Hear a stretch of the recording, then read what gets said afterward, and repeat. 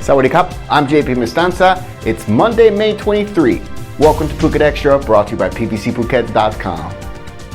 An hour-long protest by a man who hails himself as the leader of the Phuket Liberation Army. It saw him splash himself in red and blue paint at the dragon statue on Talang Road in Phuket town over the weekend to protest 8 years of military-led rule and called for Phuketians to be able to elect the governor. The governor of Phuket and all the other provinces except for Bangkok are not elected. They are appointed by officials in Bangkok. In fact, governors are usually shuffled around the country every 2 to 4 years, and rarely is a governor in one province for longer than 5 years. They're usually long-time civil servants who have climbed up the ranks to become vice governor and eventually a governor.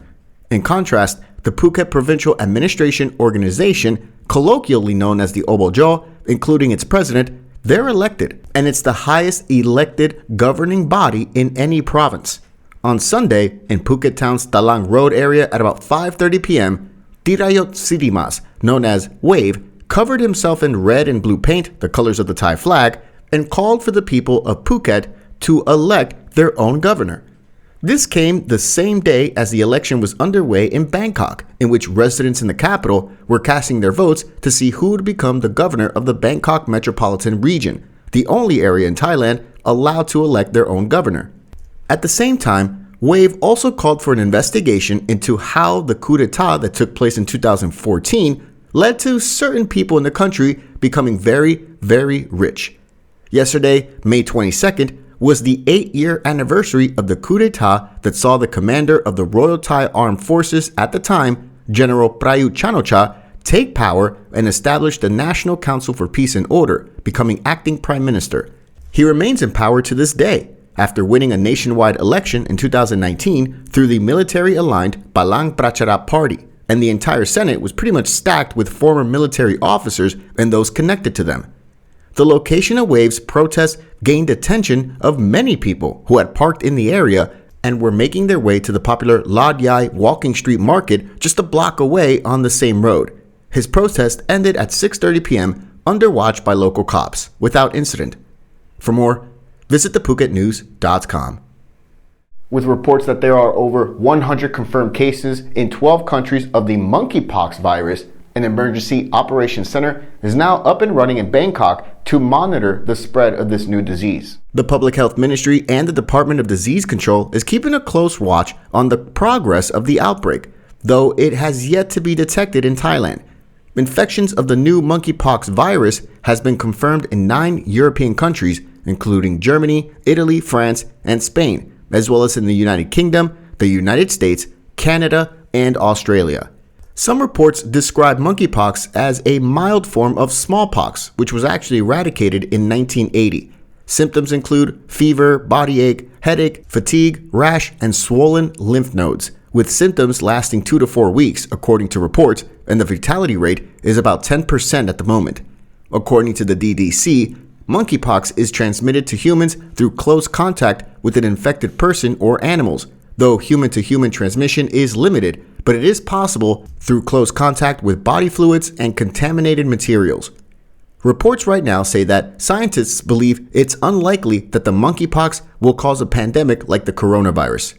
For more, visit thephuketnews.com. Education Minister Trinuk Tientong on Sunday affirmed teachers have no right to cut students' hair as a punishment for breaking hairstyle rules. Ms. Trinuk said there is no ministerial regulation that allows teachers to punish students who violate hairstyle rules by arbitrarily trimming or cutting their hair in a way that leaves students feeling humiliated. The minister said there are, however, regulations which allow students pursuing specialized studies to carry a certain hairdo which meets the demand of their courses, such as dramatic arts and dance. Ms. Trinuk said permissible permissions against students vary in severity, from issuing verbal warnings to giving demerit points to having them participate in activities to, quote, correct their misbehavior. However, a haircut by the teacher has no place in schools, as it has nothing to do with nurturing an awareness of students' roles and responsibility, according to the education minister. For more, visit the link in the description.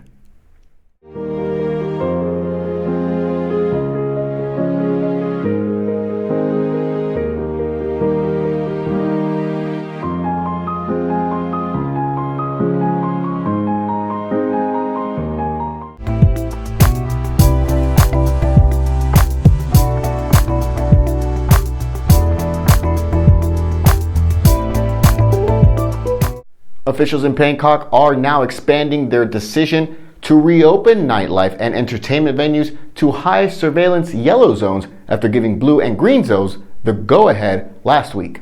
Starting June 1st, nightlife and entertainment venues in 31 provinces nationwide, including Phuket, will be allowed to reopen with COVID measures in place and face masks still mandatory.